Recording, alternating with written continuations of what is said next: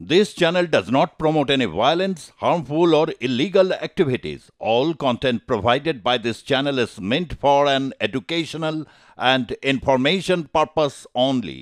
Junior চিকিৎসকদের আমরণ অনশন কর্মসূচিতে পাশে দাঁড়ালেন সিনিয়র ডাক্তাররাও। সোমবার সকাল থেকে 24 ঘন্টার প্রতীকী অনশনে বসছেন প্রায় জনা 10 সিনিয়র চিকিৎসক। জুনিয়রদের আন্দোলনের প্রতি সংহতির বার্তা দিতেই অনশনে আসেন সিনিয়র চিকিৎসকেরা।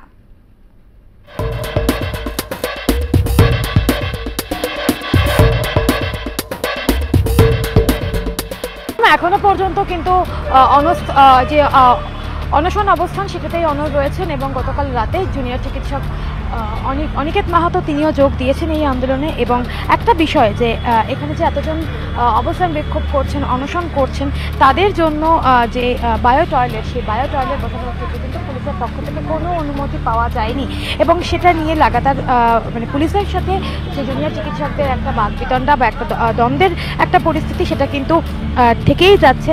এবং এই মুহূর্তে ধর্মতলায় জুনিয়র ডাক্তারদের এই অনশন মঞ্চে দুটি বায়ো টয়লেট বসানো হয়েছে এবং একটি ব্যবহার করছেন মহিলা অনশনকারীরা এবং বাদবাকি আরেকটা যেটা রয়েছেন সেটা ব্যবহার করছেন যারা পুরুষ যারা রয়েছেন তারা। তবে এখনো পর্যন্ত এই বিষয়ে পুলিশের কোনো অনুমতি পাওয়া যায়নি বলেই আমরা জানতে পারছি। ইতিমধ্যেই আজ সকালবেলা এই অনশনকে সমর্থন জানাতে সিনিয়র ডাক্তাররাও আজকে 24 ঘন্টার অনশনে বসছেন। জয়েন্ট প্ল্যাটফর্ম অফ ডক্টরসের 10 থেকে 15 জন প্রতিনিধি তারা 24 ঘন্টা অনশন করবেন বলে আমরা জানতে পেরেছি। তাদের যে ব্লাড প্রেশার এবং যে সিবিজি সেটাও কিন্তু প্রত্যেকটা মুহূর্তে আপডেট করা হচ্ছে এবং এতগুলো ঘন্টা কার্যত 37 ঘন্টা তারা এখনো পর্যন্ত তারা অনশন করছেন, তারা না খেয়েই রয়েছেন। এবং জুনিয়র চিকিৎসকদের যে দাবি, সেই দাবি যতক্ষণ না পর্যন্ত তারা না মিটবে ততক্ষণ পর্যন্ত এখানেই তারা অনশন করবেন, আমরণ অনশন করবেন কার্যত।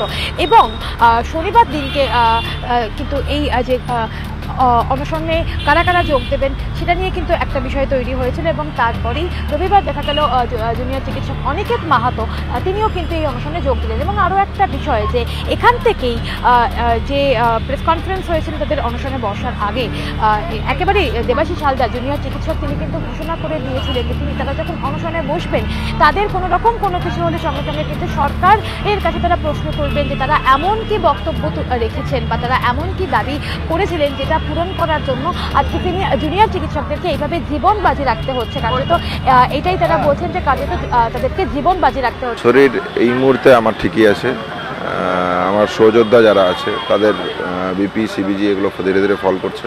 রাজ্য প্রশাসন পুলিশ প্রশাসনের পর থেকে অসহযোগিতার জায়গা সেটা আমরা শুরুর দিন থেকেই পেয়েছি। তাহলে এই অসহযোগিতাকে কেন্দ্র করে আমরা আন্দোলন শুরু করেছি এবং আন্দোলনকে আরও বাড়িয়ে নিয়ে গেছি। তাহলে আমরা এখনও সেটা বাড়িয়ে নিয়ে যাব এবং যে প্রতিকূলতাই আসুক না কেন আমরা সেটা ওভারকাম করে আন্দোলন এগিয়ে নিয়ে যাব। তো আমরা 58 দিন পার হয়ে গেছে, আজকে 59তম দিন, এখনও আমরা বিচার তো পাইনি। তা সত্ত্বেও এবং তার সাথে যে সিকিউরিটি মেজার্সের কথা বলা হয়েছে সেগুলোর কোনো উন্নতি হয়নি এখনও পর্যন্ত। এবং 10 দফা দাবি যেগুলো বলা হয়েছে সেগুলোরও শুধু আশ্বাসই পাওয়া গেছে। কিন্তু আমরা হতাশ, ওরাও হতাশ, আমরাও হতাশ এবং সেই জন্যে ওরা এই চরমতম ইয়েতে নামতে বাধ্য হয়েছে, আমরণ অনশন।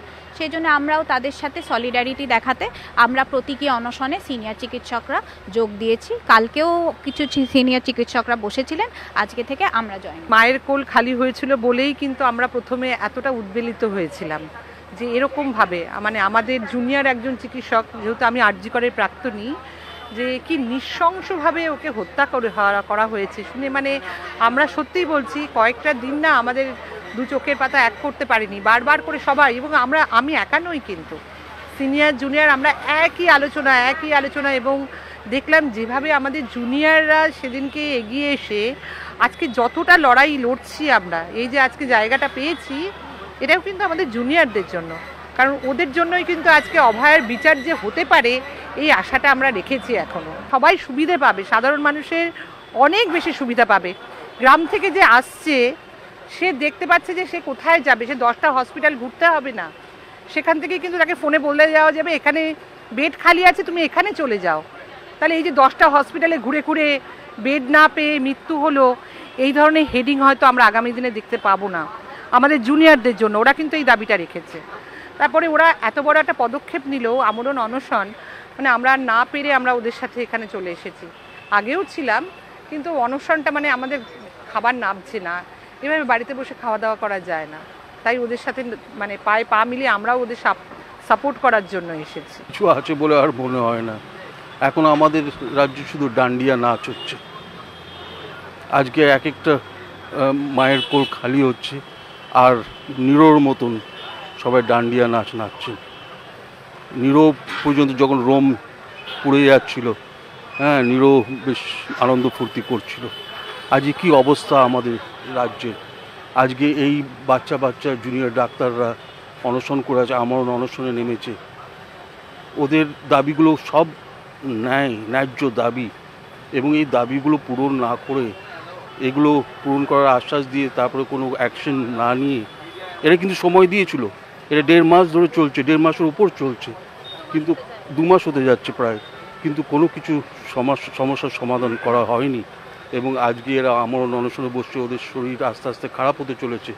সত্যি খুব খারাপ লাগছে। যারা অনশন করছেন তাদের শারীরিক যে প্যারামিটার, সেই প্যারামিটারেরও মাঝে মধ্যেই কিন্তু অবনতি ঘটছে। সব মিলিয়ে এখনো পর্যন্ত অনশনকে কেন্দ্র করে যে একটা জটিলতা, সেটা কিন্তু থেকেই যাচ্ছে।